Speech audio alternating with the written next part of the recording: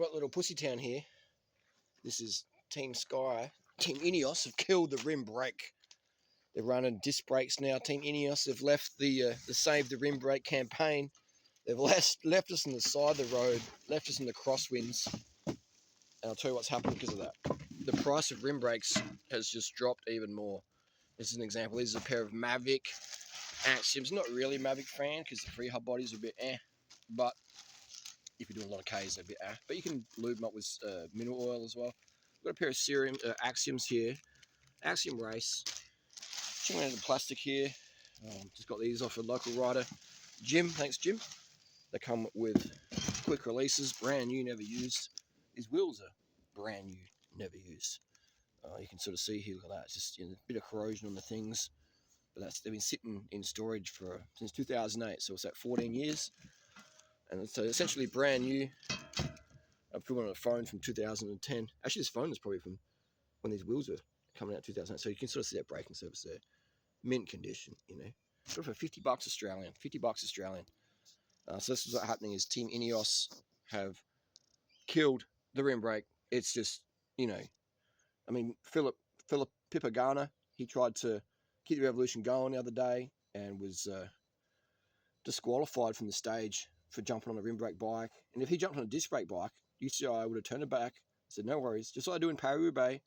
You can have teammates up the road, workers, there's soigneurs up the road with wheels and bikes, a fixed location. That's okay, but you can't do that if it's on a rim brake bike. You just can't do that. So the UCI, big disc conspiring against us.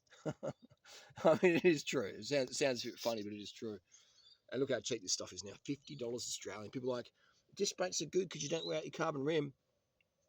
I've been using carbon rims for over 10 years. I've never worn out a carbon rim because I use carbon brake pads.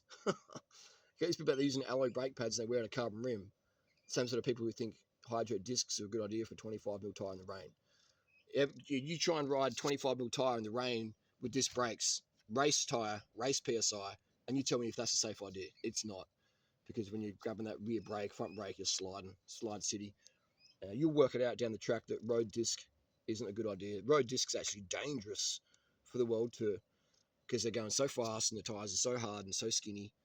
And that's why the bike brands are going with fatter tyres now and softer PSI, because people are crashing because they're disc brakes, So these brands like Zip, etc., they're going hookless and super wide. That's not faster. Skinny, 25, smooth road, 28 max, that's faster. And so they're pushing for these big, wide tyres, which is better for disc brakes because you've got more traction when you grip with the brakes, and softer tyres, softer PSI, which is also giving more traction. So the cycling industry creates all these problems. They went 1-inch carbon steerer, and then they went 1.25 inch, and then they went tapered.